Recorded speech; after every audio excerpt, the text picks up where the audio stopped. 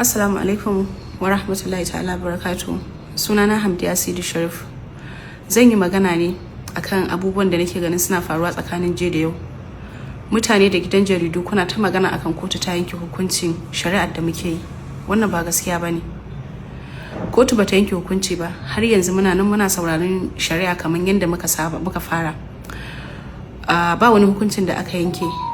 Labarin gaskiya shine wayanda suke karata zaman da ya gabata ne suka gama gabatar da shaidu. Shigar da muka yau ne kuma aka fara gabatar da shaidun da suke kare ni a ƙarƙashin lauyoyina.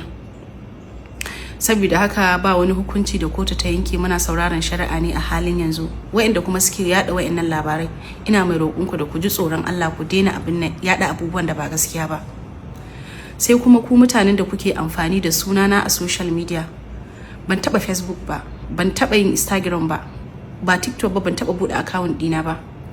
A TikTok ma na ga an buɗa da sunaye da yawa.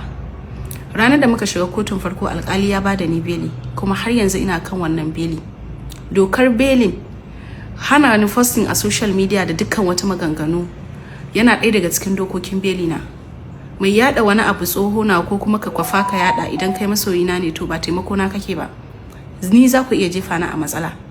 Da zan yi wani video bayan case din da na shiga na wannan tashin hankalin, to godiya ne zan yi wa mutanen ƙasa ta Najeriya. Dan Allah dan Annabi a daina yada abin da ba gaskiya ba. A rufe sunayena da ke account, ni kuna haifar min da matsala. Assalamu alaikum, nagode, Allah ya saka da alkhairi.